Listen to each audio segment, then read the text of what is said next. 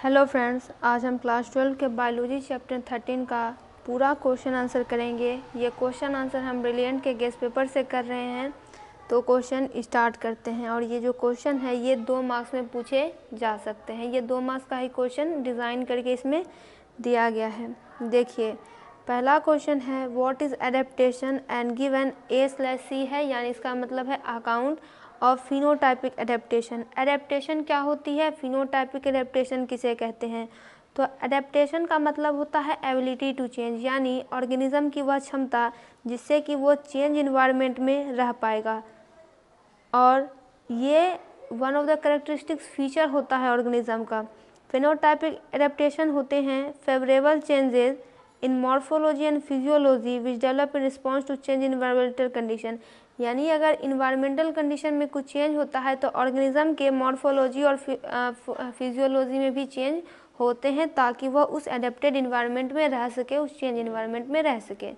दूसरा क्वेश्चन है right A note on adaptation in animal.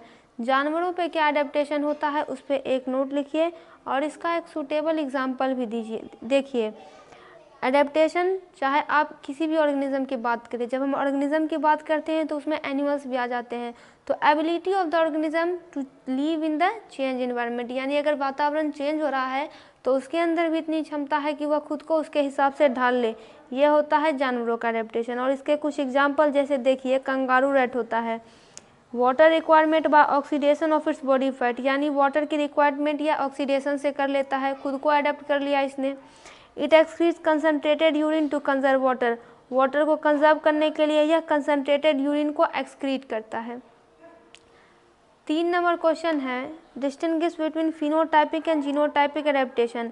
Phenotypic adaptation का मतलब होता है जब मॉर्फोलॉजी और फिजियोलॉजी में चेंज आए, और जीनोटाइपिक एडेप्टेशन वो होता है जब जीन में वेरिएशन आता है, जीन में चेंज होता है।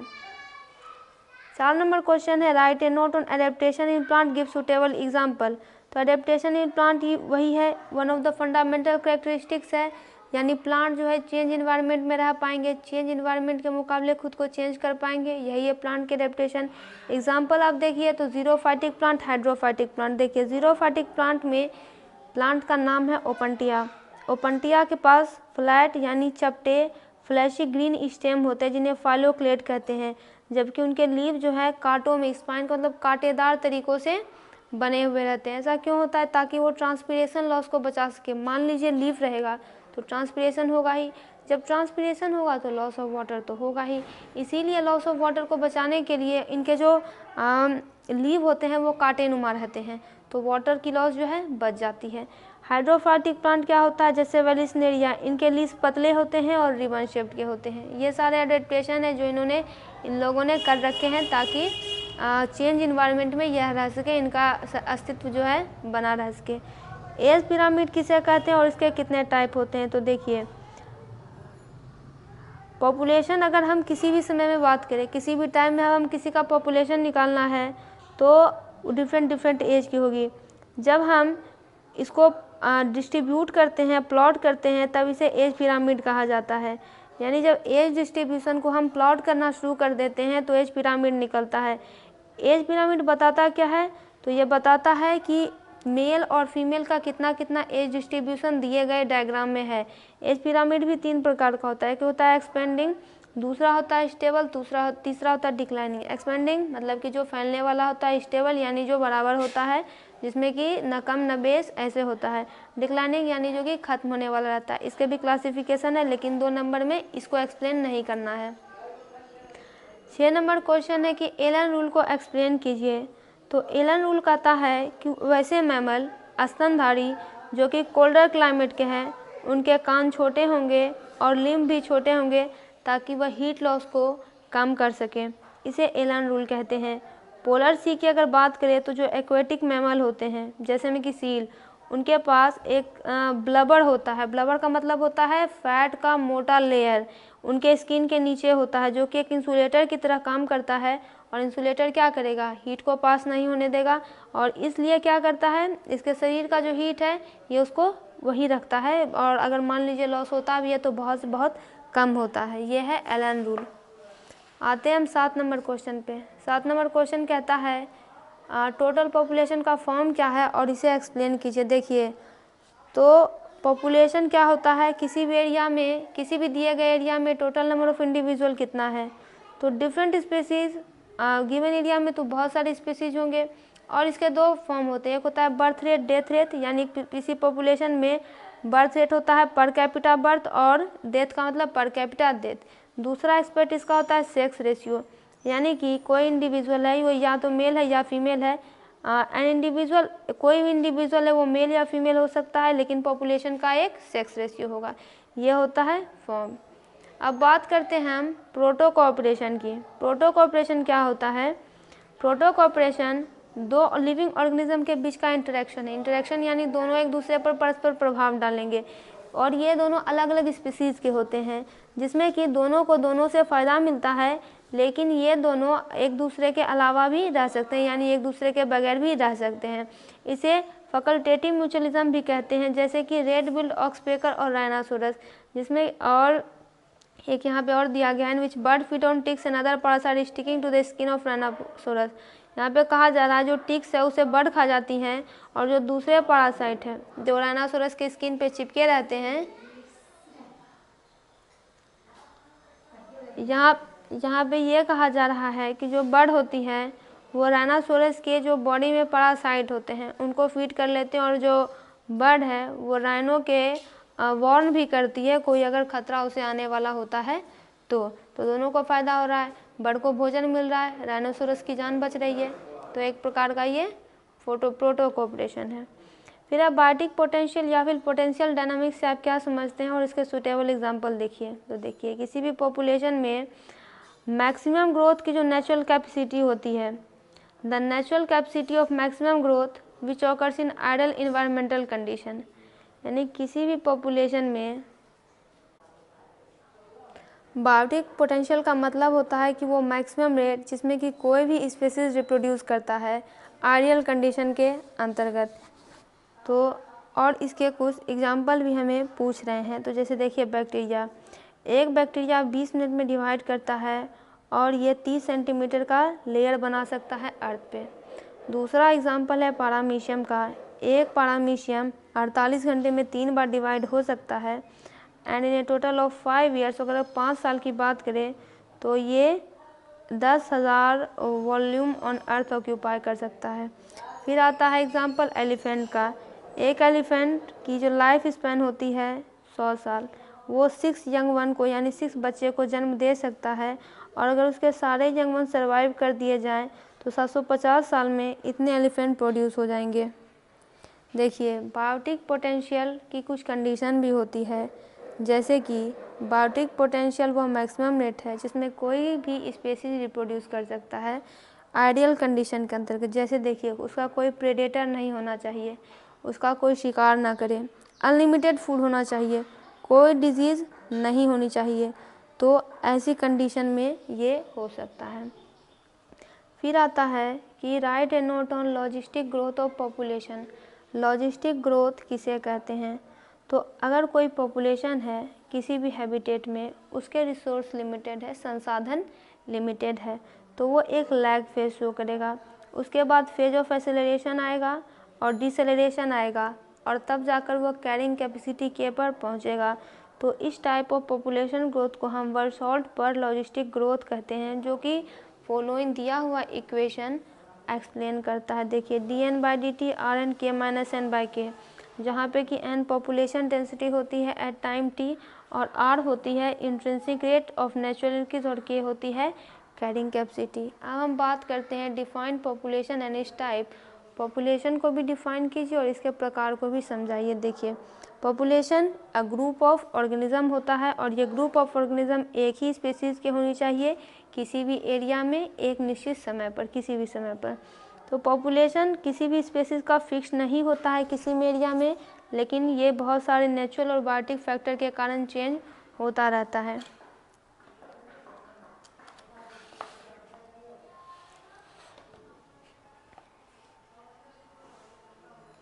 देखिए, कुछ इकोलॉजिस्ट के हिसाब से स्पीसीज़ को 2 प्रकार में बांटा गया है। आप लोग समझते होंगे कि किसी भी चीज़ को बांटा क्यों जाता है, इसलिए बांटा जाता है ताकि उसकी स्टडी बहुत ही आसानी से की जा सके। पहला होता है मोनोस्पेसिफिक पॉपुलेशन, दूसरा होता है मिक्स्ड या पॉलीटाइपिक पॉपुलेशन।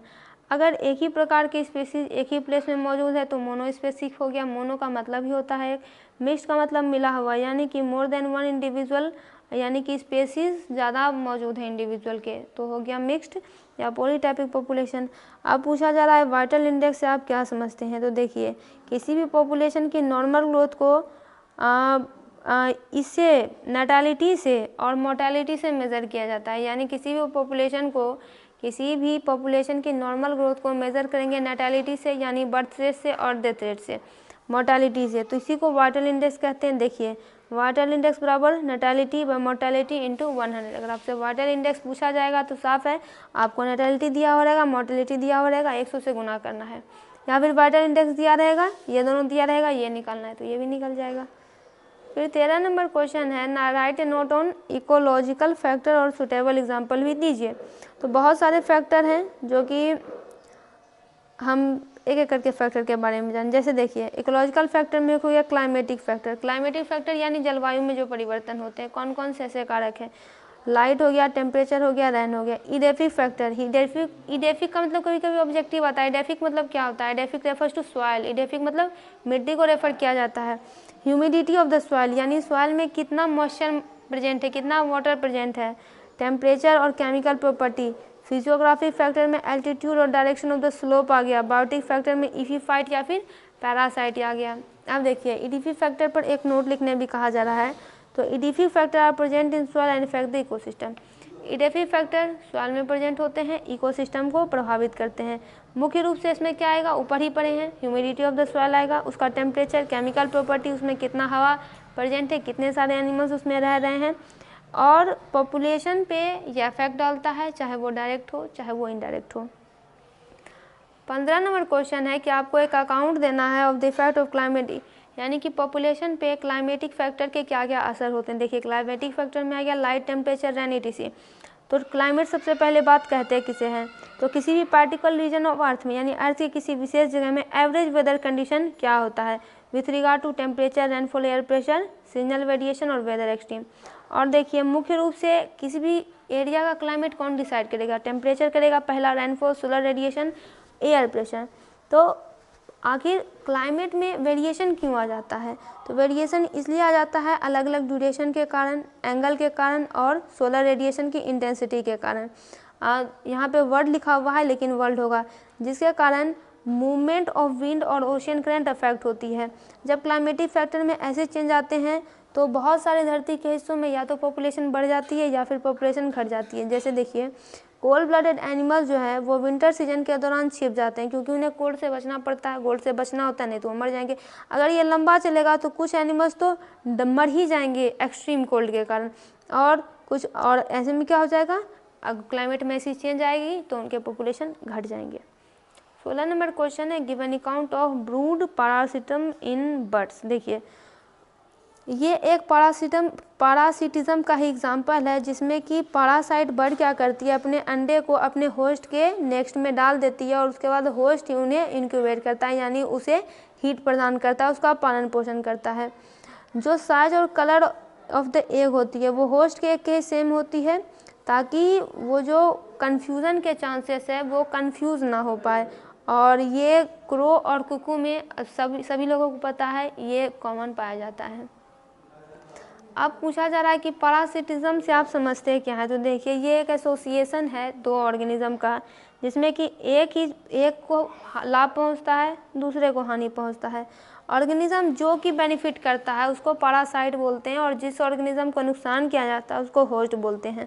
पैरासाइट को भी दो भाग में बांटा गया है, एक होता है इक्टोपैरासाइट, दूसरा होता है इंडोपैरासाइट। देखिए इक्टोपैरासाइट में क्या होता है, which reside of the host body temporary और परमानेंटली, यानी कि जैसे कि लाइस हो गया, बग हो गया, इंसानों के सर पर जो रहते हैं लाइस, तो ये जो है होस्ट बॉडी में टेम्प्रोरी रहेंगे या तो परमानेंटली रहेंगे। फिर इंडोपैरासाइट जो कि होस्ट के बॉडी के ही अंदर रहते हैं, जैसे कि इंटमीबा, हिस्टोलाइटिका। फिर होता है कैमोफ्लेज और मिमिक्री के बीच में अंतर कीजिए। कैमोफ्लेज में क्या होता है कि ऑर्गेनिज्म को जब खतरा महसूस होता है तो वो क्या करते हैं, इन्वायरमेंट में जो कलर होता है बैकग्राउंड जो होता है उसके हिसाब से अपने आप को चेंज कर लेते हैं, ब्लेंड कर लेते हैं, उसमें मिक्स हो जाते हैं। और मिमिक्री क्या होती है कि एक स्पेसीज जो है दूसरे स्पेसीज के रिसेंबल करने लगती है, उसके जैसे दिखने लगती है। कैमोफ्लेज बहुत ही एडवांटेजियस होता है क्योंकि प्रे के लिए भी और प्रेडिटर, शिकार के लिए भी और शिकारी के लिए भी। और मिमिक्री जो है मिमिक अगेंस्ट प्रेडेशन, ये भी एक तरह से बचने का ही उपाय है।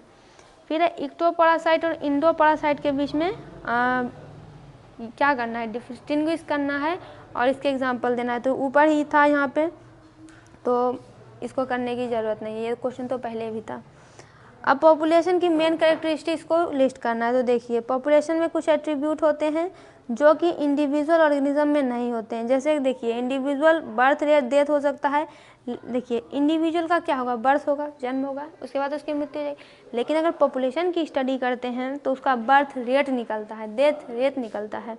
तो मेन एट्रीब्यूट ऑफ पॉपुलेशन क्या हो जाएगा, तो pattern of A definite distribution, variation in the number of population, यानी कि पॉपुलेशन में कितना चेंज समय समय पर हो रहा है। यहाँ की टाइम यहाँ मेंशन नहीं किया गया है, लेकिन आप समझिए कि वेरिएशन जब हम निकालेंगे तो एक पर्टिकुलर टाइम को रखे तो निकालेंगे।